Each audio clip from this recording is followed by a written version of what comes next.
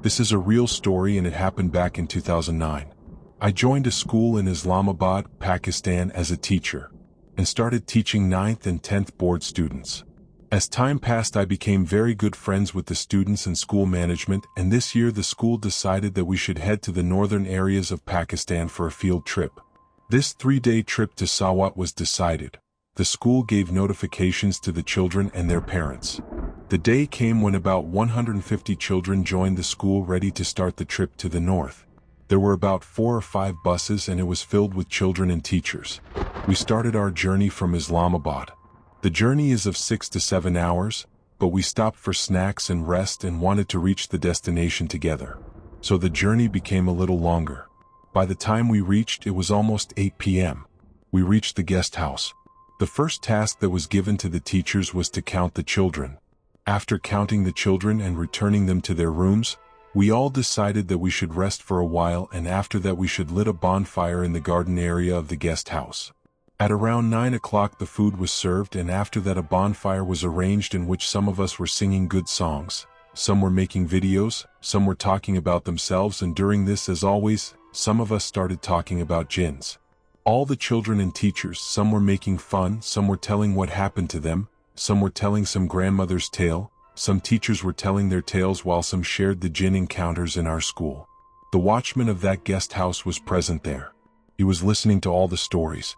When it was about 12 o'clock at night, we decided that why don't we all go to our respective rooms, because next 2 days were of our actual test, because we decided that next morning we will go hiking in a jungle to reach the top. The plan was for us to go hiking in the jungle in the morning, then set up camp by the famous Sawat River before sunset. Now all these things were decided. All the children went to their respective rooms. All the teachers went to their respective places.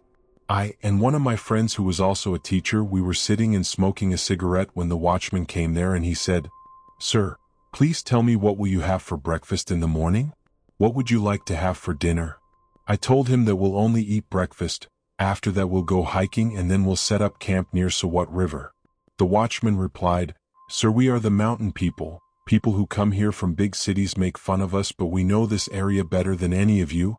You should roam around in this area during the day, and then come back to the guest house before sunset. Even if you want to camp near the river, please all of you stay together and stay alert." We ignored him. We woke up in the morning, we had breakfast. There were about 5 or 6 teams of 150 children and 20 teachers. We started hiking, and by the time we reached Riverside, it was way past sunset. We decided that all the groups must camp at least 1 kilometer apart so that we can enjoy the place, cut off from the worldly matters, and just enjoy Mother Nature. The teachers had phones with them, the network reception was okay.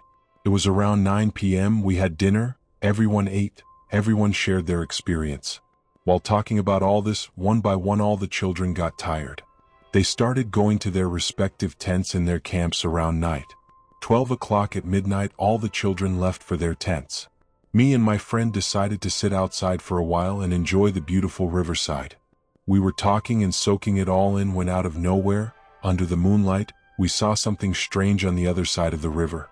We saw a light which was moving towards us.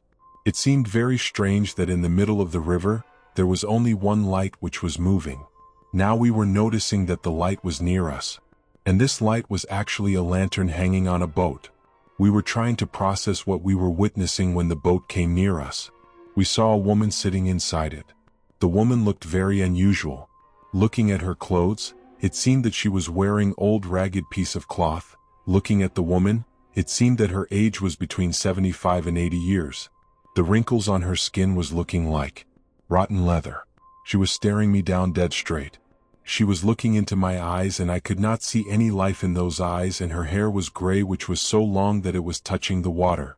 For a brief moment there, time stood still as I tried to process what the hell was happening. In the darkness of that night where the sound of the river could be heard, cold winds were blowing. In that darkness an old woman was sitting in a boat in the middle of the water in unusual conditions. She point blank asked us, "Are all the children asleep?" I was very surprised to hear this question. To end this conversation I immediately told that woman, "Yes, all the children are asleep. They have already gone to the tents, and it would also be better for you to leave. Because we have orders from the school that whenever we go camping, We have to keep our area secured because you are going to an unknown place. You don't know who the other unknown person is."